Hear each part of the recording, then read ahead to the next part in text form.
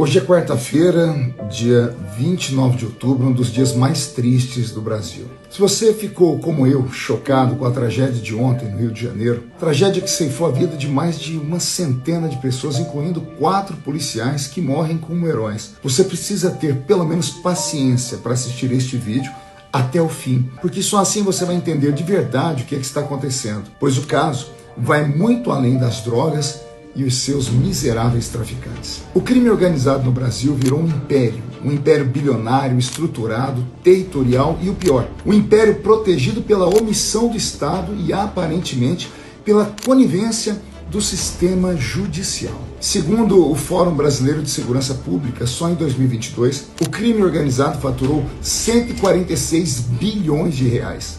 Isso mesmo, 146 bilhões de reais em atividades ilegais. Isso é muito mais do que o orçamento de muitos ministérios da nação brasileira. Enquanto o governo aperta o trabalhador, criando novos impostos e penaliza quem produz, os criminosos controlam setores inteiros da economia brasileira, como bebidas, combustíveis, ouro, tabaco e cigarros. 56,9 bilhões só com bebidas é o que eles faturam. 61,4 bilhões com combustíveis e lubrificantes.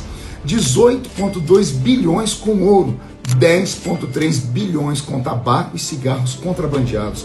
E agora, em alguns estados do Brasil, os traficantes estão expulsando pessoas das suas casas e assim realugando-as para isso arrecadar mais dinheiro para o crime organizado. E o governo federal, o governo de Lula, ele fecha os olhos, porque enfrentar o crime dá muito trabalho e preferem o discurso ao dever. Mas a Constituição Federal ela é muito clara, é dever do Estado garantir a segurança pública e a paz social. Está escrito isso no artigo 144 da nossa Constituição Federal. E o governo federal, ao permitir que o crime avance e que as facções dominem territórios, ele descumpre a Constituição Federal, prevaricando e assim trazendo violência maior sobre o cidadão brasileiro. A omissão virou cumplicidade e o resultado nós vimos ontem lá no Complexo do Alemão, no Rio de Janeiro. Uma tragédia. Mais uma vez a população refém do terror e da ausência do Estado. Moradores, trabalhadores, inocentes vivendo no meio de fogo cruzado e agora não apenas entre as guerras, mas a polícia teve que entrar e fazer o seu trabalho. Tudo isso tem nome: abandono institucional da federação. E parte dessa responsabilidade também está no Supremo Tribunal Federal. Desde 2020, a DPF 635, conhecida como a DPF das favelas, ela restringiu as operações policiais nas comunidades do Rio de Janeiro. A intenção era proteger vidas, mas o efeito foi exatamente o oposto. Sem a presença da polícia, o crime se fortaleceu. As facções se organizaram, as facções se armaram, as facções expandiram seus domínios e passaram a agir com total liberdade. Enquanto isso, o Estado recuava, o tráfico avançava. E hoje, nós vemos o resultado: comunidades transformadas em fortalezas do crime, onde o poder público só entra para recolher os corpos depois de como, por exemplo, que aconteceu ontem. E o problema não está só nas ruas. O crime agora ele é híbrido, ele é físico e é também digital. Entre julho de 2023 e julho de 2024, o Brasil perdeu 22,7 bilhões em roubos e furtos de celulares e mais de 48 bilhões em golpes via Pix, boletos e cartões de créditos falsos. A cada hora, anote isso, 4.500 brasileiros sofrem tentativas de golpe por mensagens.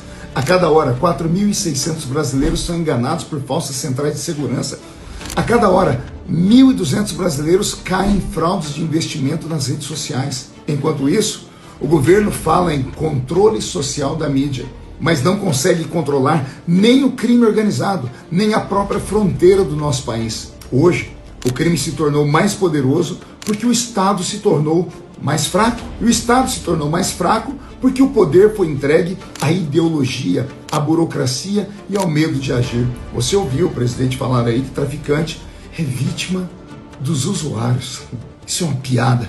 O Brasil não está sendo governado, ele está sendo tomado por facções, por milícias, por redes criminosas que faturam bilhões enquanto o cidadão comum vive acuado. E tudo isso acontece sob o silêncio de quem jurou cumprir e fazer cumprir a Constituição Federal, mas infelizmente não a cumpre. É hora de dizer o óbvio: a omissão do governo e as decisões equivocadas do Supremo Tribunal Federal do Brasil está custando vidas. O país precisa de coragem para enfrentar o crime, não de discursos prontos e censura a quem denuncia a verdade. Chega de ideologia, isso não é pauta de esquerda, não é pauta de direita, isso é pauta da segurança do cidadão brasileiro. E a corda sempre arrebenta no lado mais fraco, nas periferias. Enquanto o Estado se cala, o crime governa. E o povo paga a conta. Por favor, compartilhe esse vídeo para que as pessoas entendam que o buraco é mais embaixo, que o problema não está apenas no tráfico de drogas, mas nessa rede bilionária criada por essas organizações criminosas como o PCC e o Comando Vermelho, que hoje dominam e sequestram a segurança pública e a paz do povo brasileiro. Que Deus tenha piedade do nosso país. Se você achou esse vídeo importante, mesmo sendo um pouco longo, por favor, compartilhe ele, porque as pessoas precisam entender o que está acontecendo aqui e, de uma vez por todas, parar de apostar as suas fichas políticas em partidos que protegem o banditismo, em partidos que são lenientes com a segurança pública. E o partido que governa o país, o PT, é assim, você sabe. Eles protegem o criminoso e jogam a culpa na vítima. Foi isso que o presidente Luiz Inácio Lula da Silva falou. E eu termino esse vídeo deixando ele falar aí para você o que ele pensa sobre traficantes e sobre usuários. Que Deus tenha piedade do Brasil. Um abraço a todos. Os usuários são responsáveis pelos traficantes, que são, vítimas dos usuários também.